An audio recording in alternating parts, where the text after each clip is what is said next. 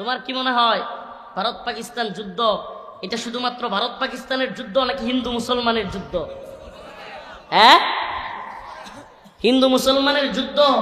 তুমি দেখো না, শুভেন্দু অধিকারী নামক হিন্দুত্ববাদী বিজেপি নেতা চিৎকার করে করে বলে আমাদের 26টা হিন্দু মেরেছে, আমরা 260টা মুসলমানকে মারবো।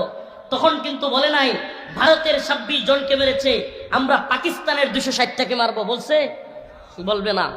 এটা ঈমান কুফরের লড়াই। এ লড়াই দেশের নয়, এ লড়াই আঞ্চলিক ভূখণ্ডের নয়, এ লড়াই ঈমান এবং কুফরের লড়াই। যে লড়াই রাসূলের ভবিষ্যৎবাণী, ইসাবাতান মিন উম্মতি আহফাজাহুম আল্লাহু মিনান নার, ইসাবাতুন তাগজুল হিন্দা ওয়া ইসাবাতু মা ঈসা ইবনে মারইয়াম। আল্লাহর রাসূল বলে গিয়েছেন, হিন্দুত্ববাদী ব্রাহ্মণ্যবাদী তাগুতি শক্তির বিরুদ্ধে মুসলমানদের একটা যুদ্ধ আসন্ন হবেই হবে। এই লাইট যেমন সত্য, এই বয়ানের মঞ্চ যেমন সত্য, আল্লাহর রাসূলের ভবিষ্যৎবাণী সত্য।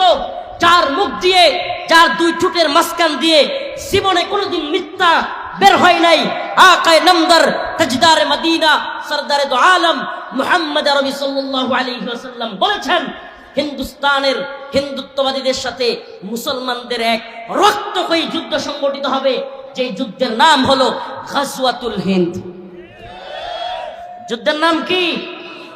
গাজওয়াতুল হিন্দ।